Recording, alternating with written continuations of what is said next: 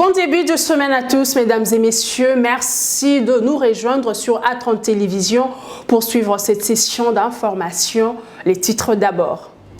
14 morts et plus de 70 blessés, c'est le bilan révisé de l'attaque perpétrée dimanche en plein culte dans une église protestante à Kasindi dans la province du Nord Kivu. Le président de la République, comme plusieurs autres personnalités, condamne cette attaque.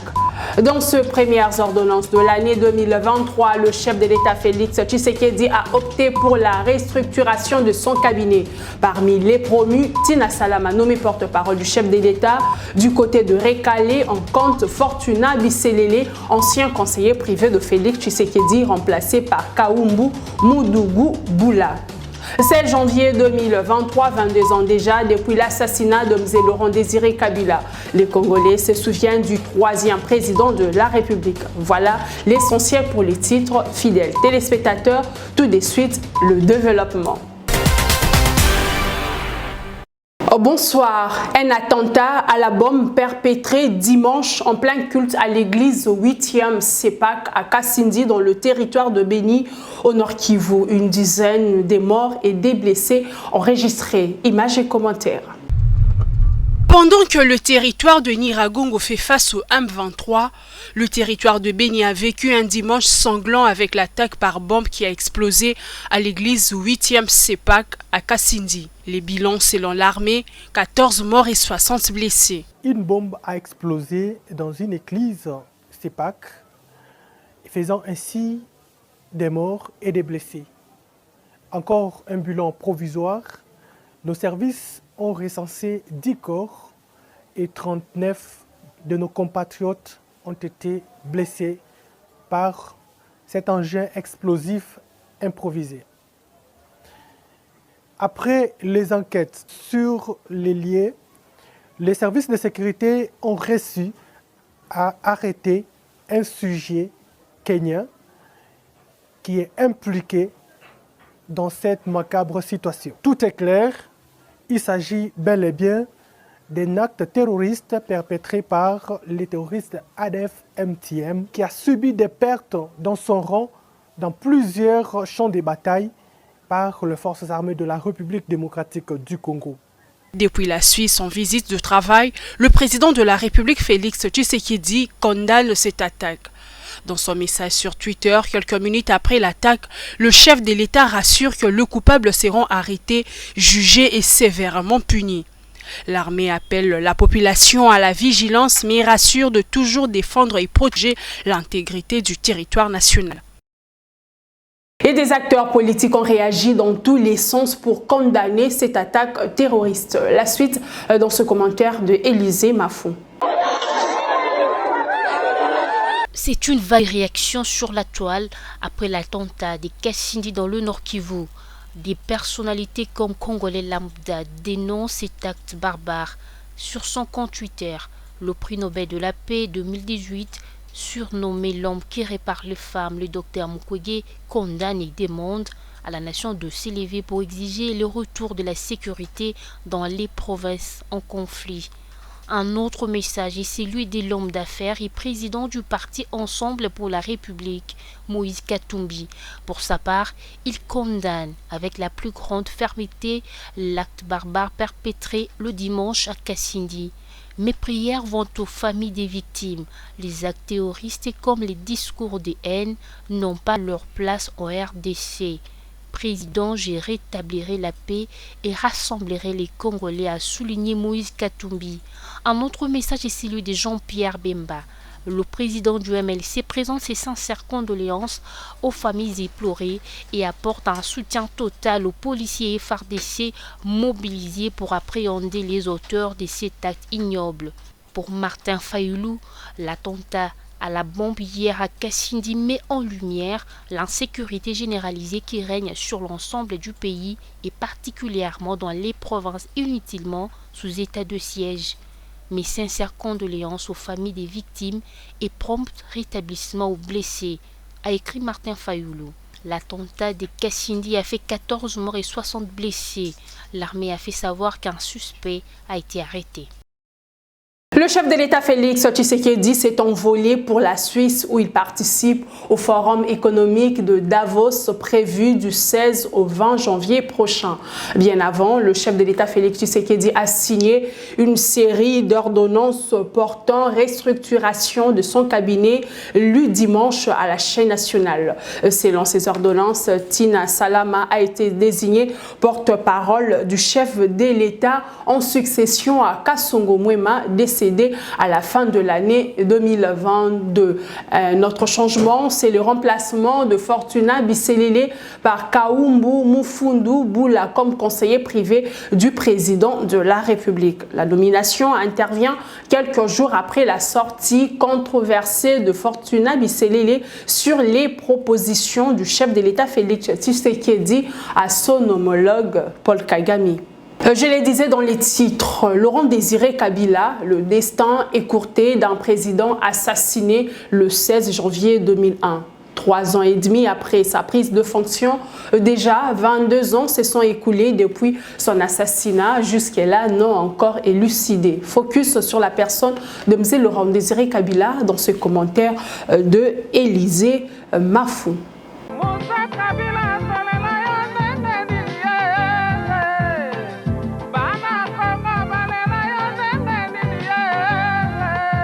Musée Laurent Désiré Kabila, le nom marche à jamais de pair avec l'histoire de la République démocratique du Congo.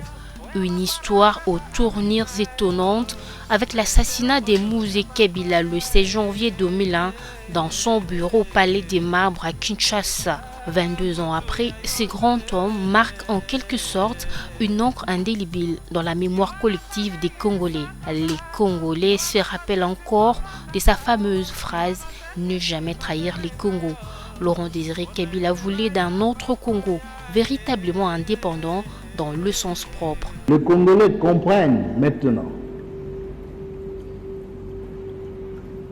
que si nous ne pouvons pas nous servir de notre or et de notre diamant dans les 2 ans qui viennent, nous n'allons pas construire la prospérité de notre peuple. Il n'y aura pas assez d'écoles, pas assez d'hôpitaux, une vie décente serait difficile, on continuerait à croupir dans la misère. Il faut donc changer le sucre, donc l'essence de la politique. Il est l'artisan de la libération du Grand Congo, alors Zaïre, de la dictature sous Mobutu. Le 17 mai 1997, le mouvement AFDEL prenait le pouvoir et chassa l'homme fort Mobutu. L'objectif de ce mouvement révolutionnaire était de retrouver l'indépendance politique et économique, retrouver les noms originaux du pays, son drapeau, son hymne. Pour Laurent Désiré Kabila, la question était également d'installer un programme de démocratisation et de développement qui devrait impliquer des populations, instaurer l'autoprise en charge, bâtir un état du peuple, organiser des entités administratives de base et parvenir à une autosuffisance alimentaire et occuper la jeunesse à travers des programmes comme le service national. Mais malheureusement, il n'aura exercé son pouvoir que pendant 3 ans et demi. À Kinshasa, ce lundi 16 janvier 2023, plusieurs personnalités ont rendu hommage à celui qu'ils appelaient affectueusement Musée. De la messe aux conférences idéologiques, plusieurs activités sont organisées en mémoire du père de Joseph Kabila Kabange. Le temps prend son envol, bien des choses passent, mais Musée, le mortel au défunt, reste immortel. Et un culte d'action de grâce a été organisé en mémoire de M. Laurent Désiré Kabila à l'occasion du 22e anniversaire de son assassinat. Occasion pour sa famille politique et biologique de rendre hommage à celui qui aura milité pour l'intégrité territoriale du Congo avec sa phrase devenue célèbre « Ne jamais trahir le Congo ». C'était ce lundi à la cathédrale du centenaire protestante dans la commune de Lingwala. Yannick Ekouchou et Paul Mwinda. 22 ans après la disparition du troisième président de la République démocratique du Congo, Mzee Laurent Désiré Kabila, sa famille biologique, politique, mais également celle du héros national Patrice Emery Lumumba, ainsi que ses compagnons de lutte et autres personnalités du pays, s'étaient donné rendez-vous à la cathédrale du centenaire protestant pour un culte in memoriam. Dans son sermon, l'officiant du jour a appelé l'assistance à cultiver les 3 valeurs fondamentales qui font que les voies d'un homme soient approuvées par Dieu, à savoir honorer Dieu, l'humilité, ainsi que croire et faire confiance en Dieu en toutes circonstances. Si quelqu'un te veut du mal, ce n'est pas ton bien qui va arrêter le mal qu'il veut. Il va toujours poursuivre ça. Mais si tu honores Dieu, Dieu contrôle les temps, les circonstances, les mouvements. Il te rendra toujours vainqueur devant n'importe quelle situation parce que toi tu comptes sur lui et tu suis ses méthodes. Du côté de la famille de l'illustre disparu Mzee Laurent Désiré Kabila, un sentiment de gratitude a été exprimé à l'endroit de tous les participants à ces cultes. Nous vous exprimons notre gratitude pour avoir honoré ce culte d'action de grâce par votre présence si nombreuse en vue de commémorer ensemble les 22 ans depuis la disparition tragique de Mzee Laurent Désiré Kabila, heureuse mémoire.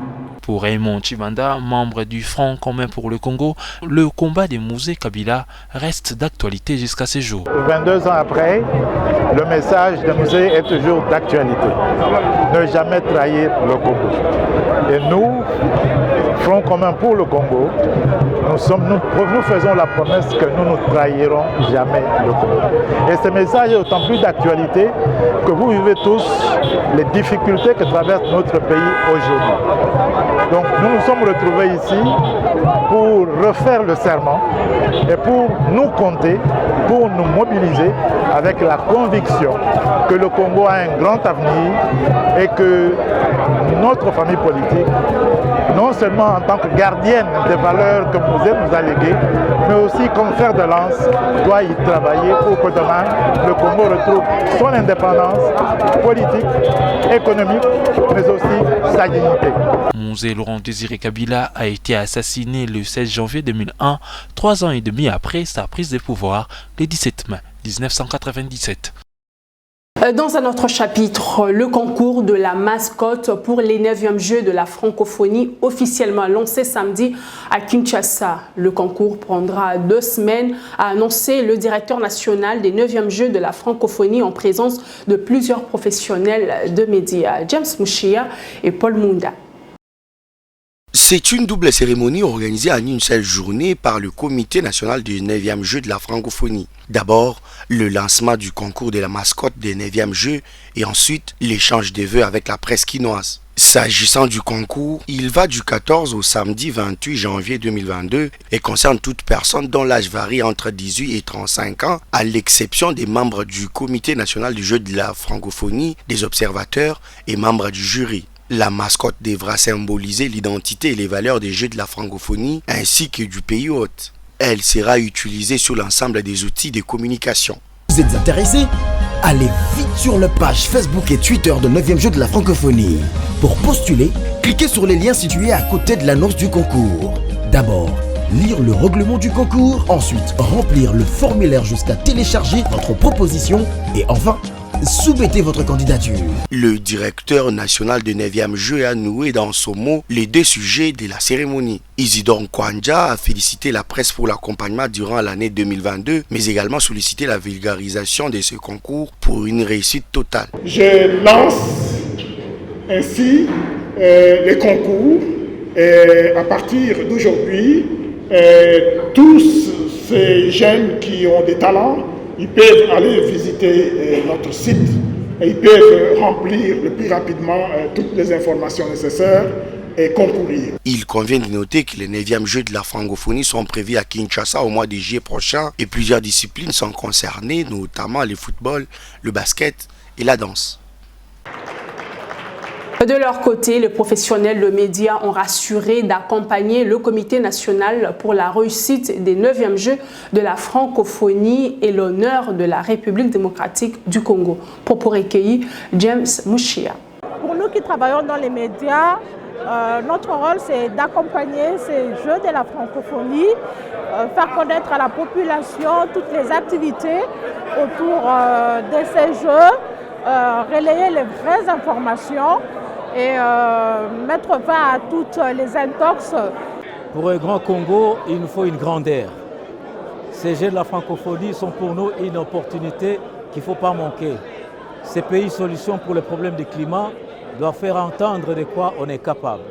Je pense que la jeunesse congolaise doit saisir cette opportunité pour faire valoir, faire promouvoir ses talents. Les Jeux de la francophonie peuvent compter sur moi pour la vulgarisation de ces Jeux, pour sensibiliser la population à participer massivement aussi à ces 9e Jeux de la francophonie.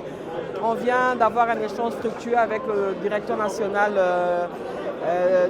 des Jeux de la francophonie, au cours duquel on a eu à poser plusieurs questions, plusieurs préoccupations ont été soulevées et je crois qu'on a eu des réponses. Nous sommes encore une fois rassurés que le comité est vraiment mis en place pour rendre ces Jeux des Jeux vraiment congolais qui concernent les Congolais.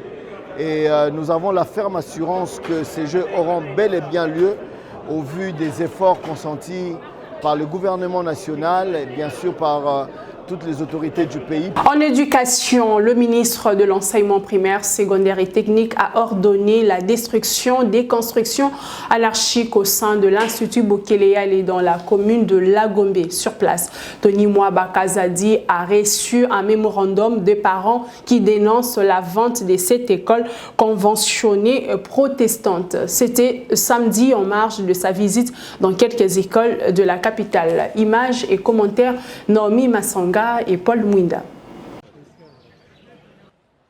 C'est dans le cadre de ces visites d'inspection dans quelques sites éducatifs de Kinshasa que le ministre de l'enseignement primaire, secondaire et technique, Tony Mwaba Kazadi, s'est rendu à l'Institut Bokeleyale dans la commune de Lagombe. Sur place, le numéro 1 de l'EPST a fait un constat amer sur les conditions dégradantes d'apprentissage avec les bradages des espaces de cette école conventionnée protestante. Déjà, au moment où nous parlons, il existe une décision de suspension des travaux, je crois, du service de l'urbanisme et habitat. Mais soyez déjà sûrs, nous allons veiller aux meilleures conditions des enseignements et des apprentissages des enfants. Ça doit être garanti. De deux, nous allons veiller également sur le respect de la viabilité des infrastructures ici. N'ayant pas non plus accepté la situation, certains parents d'élèves sur place ont dénoncé auprès du ministre cette pratique aux conséquences fâcheuses. Nous sommes ici parce que nous sommes indignés de voir on est en train de construire un mur à l'espace qui était réservé aux enfants pour leur jardin scolaire. Notre question était de savoir qu'est-ce qu'on est en train de faire à cette école. Lorsqu'autour, et même dans l'enceinte même du lycée Dr Chaoumba, jadis un établissement de référence à Kinshasa, on se permet d'ériger de buvettes, de bars, de flats, de lieux de perversion par excellence dans l'enceinte d'un lycée. Le ministre Tony Mwaba a par ailleurs promis d'inviter à son cabinet le mercredi 18 janvier le gestionnaire de l'école, les comités de parents, les acheteurs de l'espace et les responsables de l'église pour un examen de voies de sortie afin de sauver la viabilité et les conditions d'apprentissage des élèves. L'Office des voiries et drainage dresse un bilan satisfaisant de ses travaux tout au long de l'année 2022. Un état des lieux dressé le week-end devant la presse par le directeur général de l'OVD, Victor Toumba, qui a également saisi l'occasion pour apporter l'éclairage sur la résiliation du contrat entre l'OVD et la société Grec 7. Reportage Rachel Kitita et Rodrigue Ngombo. Pour sa première grande conférence de presse de l'année 2023, le directeur général de l'OVD, l'ingénieur Victor Toumba, qui avait à ses côtés le directeur général Vénan Bouroumé, ainsi que plusieurs hauts cadres de l'office, a fait le point des différents projets gérés par l'Office des voiries et drainage. L'OVD qui agit de deux manières, soit par elle-même, soit par entreprise, met un accent sur le processus de passation des marchés quand il s'agit de faire exécuter des travaux par une autre entreprise. Chile Gelou, Zéro Trou, Kanluka, programme d'entretien routier, autant des programmes financés par le Trésor public. S'agissant du projet Kinshasa Zéro Trou, scindé en 2 phases, l'ingénieur Victor Tumba confirme que la première phase a été exécutée à 98%. La deuxième phase du projet est en cours d'exécution. La première phase de Zéro Trou comportait 2 lots.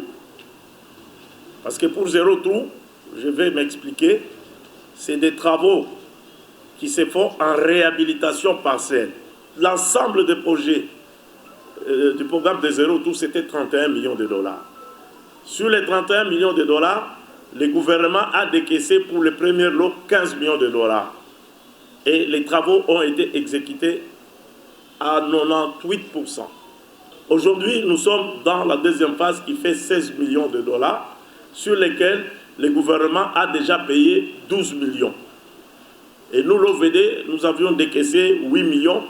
Nous avons gardé 4 millions qui est dans notre compte. On voulait voir les niveaux d'exécution et après, on pourra payer les entreprises. Les Zéro Trou, il est effectif. Mais là où les gens peut-être font une erreur, c'est de croire qu'avec le programme de Zéro Trou, on allait terminer tous les trous sur la ville de Kinshasa. Non.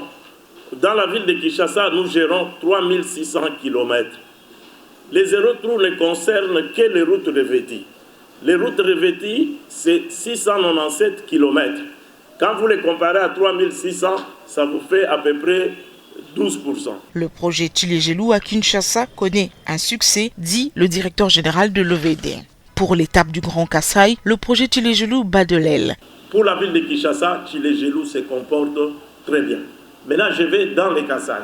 Nous avons la ville de Mbujimaï. La ville de Mbujimaï avait 25 km. Donc 11 acteurs. Sur les 11 acteurs, l'entreprise a déjà travaillé sur 9 acteurs. Et il a déjà bétonné 2 km 300. Il a fait l'asphalte sur au moins 4 km. Donc nous avons au moins 6 km qui sont déjà terminés sur le bassin. Mais il se pose un problème dans l'espace Kasaï. À Kananga, c'est là où on a des problèmes. À Kananga, la production est faible. C'est un marché de 35 km, un marché de 33 millions. Aujourd'hui, l'entreprise n'a produit que 5 millions de dollars. Parce que je vois, les gens s'étonnent de la résiliation. La résiliation est un mécanisme qui est prévu dans les contrats. C'est en termes de production et non pas en termes de mauvaise qualité des travaux ou bien en termes qu'on a volé l'argent. Non. Victor Tumba rassure que les dispositions sont prises pour qu'au plus vite, une autre entreprise prenne la relève afin de poursuivre les travaux débutés par Greg 7. Au cours du même point de presse, le directeur général de l'Office de voirie et drainage a dénoncé les constructions anarchiques dans la ville de Kinshasa, cause d'inondations et d'anomalies dans la chaussée. Suivez. Au premier rang des accusés sur les inondations dans la ville de Kinshasa figure l'Office des voiries et drainage. Au cours de la conférence de presse animée le samedi 14 janvier 2023, le directeur général de l'OVD dédouane l'Office. Pour l'ingénieur Victor Tumba, ce sont 3 faits majeurs qui causent les inondations dans la capitale. Je vais vous donner les 4 causes des inondations. Vous allez comprendre que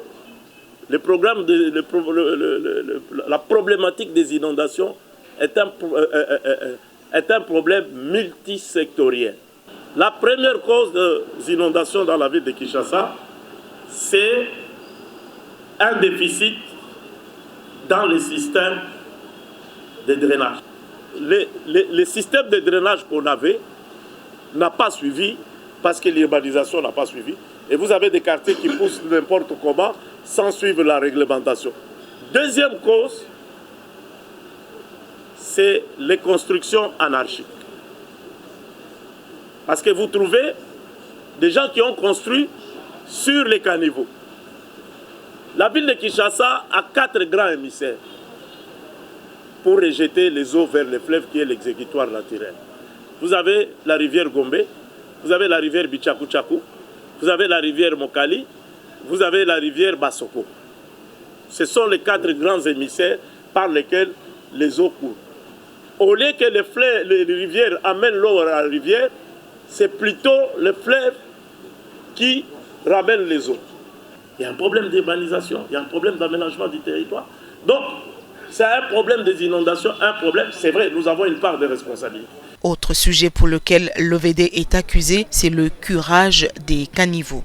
Victor Toumba s'explique. On a curé, je crois, des pécages, je crois, 3 fois. Mais ça revient toujours. On a un grand problème. Un problème je parlais d'incivisme aussi de la population, qui constitue une des causes des inondations qu'on observe dans la ville. Le parti politique Alliance chrétienne pour la démocratie et le développement ACDD d'Alphonse Ngoï Kassanji a installé le comité de sa Ligue nationale de la jeunesse. Il était également question pour le député national Ngoï Kassanji de prêcher la réélection du président de la République Félix Tshisekedi. Suivez. Devant des jeunes venus de toutes les communes de Kinshasa, Alphonse Kassanji a d'abord parlé du leadership qui doit caractériser ces jeunes, avant d'aborder la situation politique des leurs. Moment M de la cérémonie, l'installation de la Ligue nationale des jeunes de l'ACD. C'est Shadrach Mbikaï qui est le président national. Notre parti ACDD a eu l'honneur ce jour d'installer son président Chad Mbikaï, son président de la Ligue des jeunes du parti. Ceci voudrait dire que le parti se lance vers la conquête du pouvoir en République démocratique du Congo. Nous sommes membres de l'Union sacrée et il fallait que notre jeunesse, notre parti, donc la partie de la jeunesse participe activement aux activités du parti.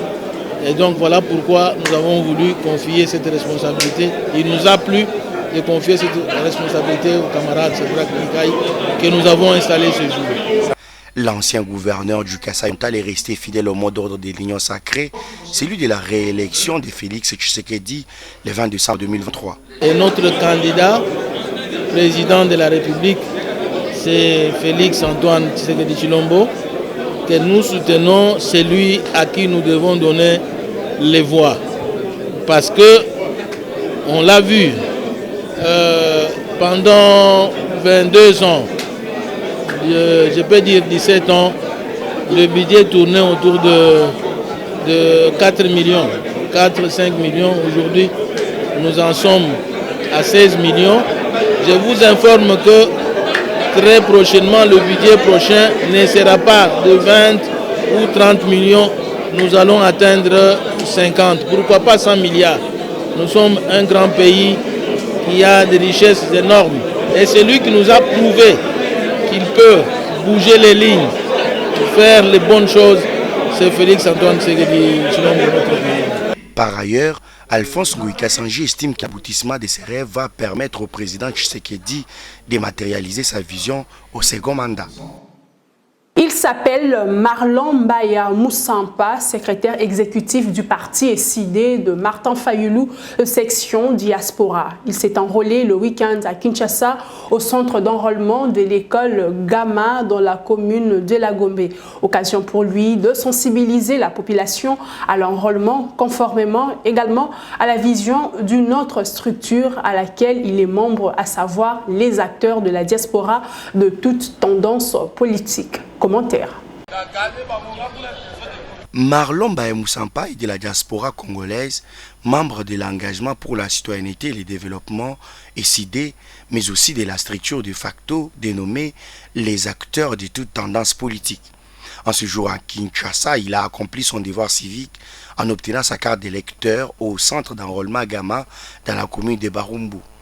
Marlon Mbaya a invité la population de Lukunga à faire comme lui. La première étape, c'est l'enrôlement. C'est ce que moi je viens de faire avec une délégation des cadres de l'SID Barumbu. Donc ce que je vais demander à chacun d'entre nous, à chacun d'entre vous, habitants de Lukunga, habitants de Barumbu, c'est de venir vous enrôler massivement. En effet, on peut le constater, il y a très peu d'engouement par rapport à 2018 parce que les gens sont lassés. Les gens pensent que les élections finissent toujours par la tricherie. Cette fois-ci, je nous demande à tous d'être mobilisés. Nous allons remporter cette élection et doter le pays de dirigeants légitimes capables de développer, de relever le défi du développement du Congo. Ce cadre décidé prévient les siens contre toute forme de découragement à se faire enrôler malgré les conditions dans lesquelles se déroule cet exercice.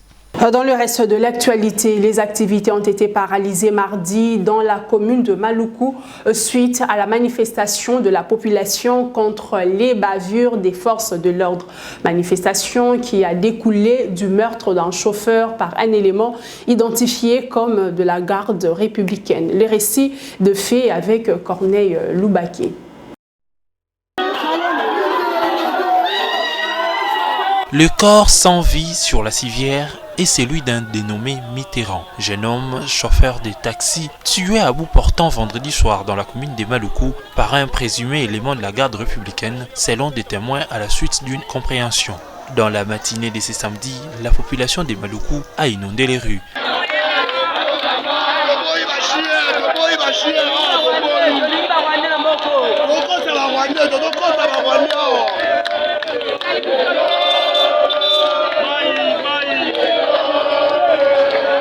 De pneus brûlés, hommes et femmes, jeunes comme vieux, dénoncent le bavure des forces de l'ordre dans cette partie de la capitale congolaise.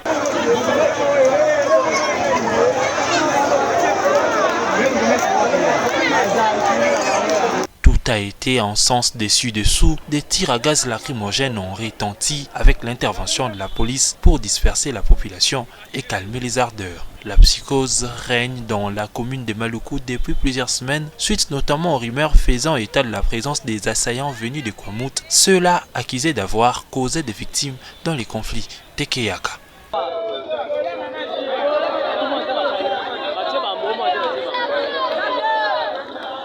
Mesdames et messieurs, c'est ainsi que prend fin cette session d'information. Merci de l'avoir suivi.